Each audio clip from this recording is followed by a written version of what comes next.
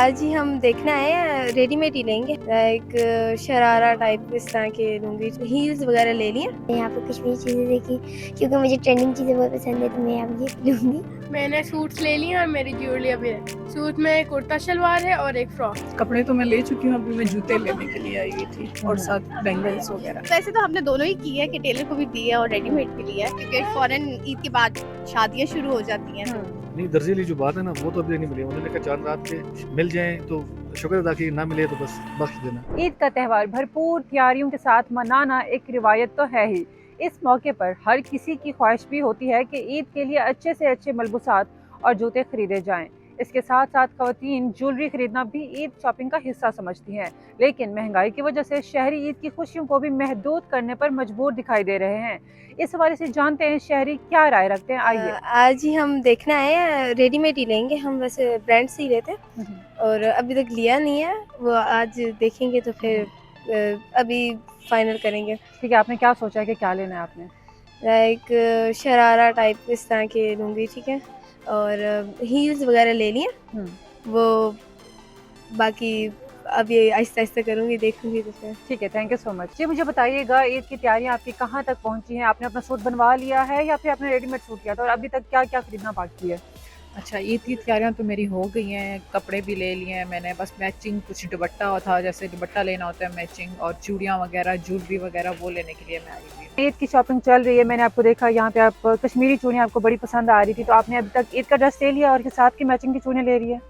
मेरा बस उल्टा काम है, मैंने ईद का ड्रेस ही लिया, मैंने पहले ईद के जूते लिए हैं क्योंकि वो आजकल ट्रेंडिंग में थे। YSL की हील वो मुझे बहुत पसंद थी, तो मैंने वो ली है। आज मैं आई हूँ अपने कपड़े लेने, और फिर मैंने यहाँ पे कश्मीरी चीज़ें देखी क्योंकि मुझे ट्रेंडिंग चीज़ें बहुत पसंद है, तो मैं अब ये लूँगी। अब मुझे बताएं, ईद करीब है, आपने ईद का जोड़ा ले लिया है या फिर अभी तक लेना है? और उसका ये बताएं कि ज्वेलरी आपने ले लिया है या अभी लेनी बाकी है? मैंने सूट्स ले लिए और मेरी ज्वेलरी अभी है। क्या लिया है सूट में इस बार, क्या बना रही है? सूट में कुर्ता शलवार है और एक फ्रॉक है। ठीक है, कलर्स कौन कौन से हैं? Blue, purple and red. ठीक है, आपकी अभी तक शॉपिंग कितनी रहती है और कितनी मुकम्मल हो गई है? मेरी 80% होगी, 20% रहती है। क्या क्या रहता है लेना? मेरी बैंगल्स रहती हैं और मेरे इयरिंग्स रहते ईद की शॉपिंग क्या रही आपकी चल रही होंगी, तो कब तक कहाँ तक शॉपिंग जो आपकी पहुंची है, क्या क्या रहता है अभी तक? कपड़े तो मैं ले चुकी हूँ, अभी मैं जूते लेने के लिए आई हुई थी और साथ बैंगल्स वगैरह। ठीक है, मुझे ये बताएं कि पेट्रोल की कीमत में भी इजाफा हुआ है, तो इससे कोई बजट पे असर पड़ा? बहुत ज़्यादा, क्योंकि वो शायद एक दफ़ा की टंकी फिल कराना जो है वो 1000-1500 रुपये ऊपर चला गया। वो मैं कहीं और यूटिलाइज़ कर सकती थी, लेकिन मैं वहाँ नहीं कर पा रही।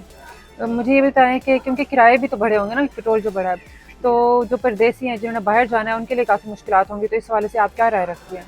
मेरा पहले प्लान था अपने गांव जाके ईद करने का, मेरे थोड़ा साल्ट माइंस है ना लेकिन अब पेट्रोल की वजह से सोच रहे हैं कि जाएं 2 दिन के लिए या ना जाएं। पहले जो फाइनल होता था कि चांद रात को चले जाते थे, ईद के दूसरे या तीसरे दिन हम वापस आते थे, लेकिन इस दफा डाउटेड है कि हम जाएं या नहीं जाएं। बिल्कुल, पेट्रोल को अदल बदल हुआ है तो काफ़ी मुश्किल है, क्योंकि जाहिर बातें कीमतें बहुत ज़्यादा हाई हो गई हैं। तो अभी तो बहुत कुछ रहता है, तो देखते हैं कि क्या क्या।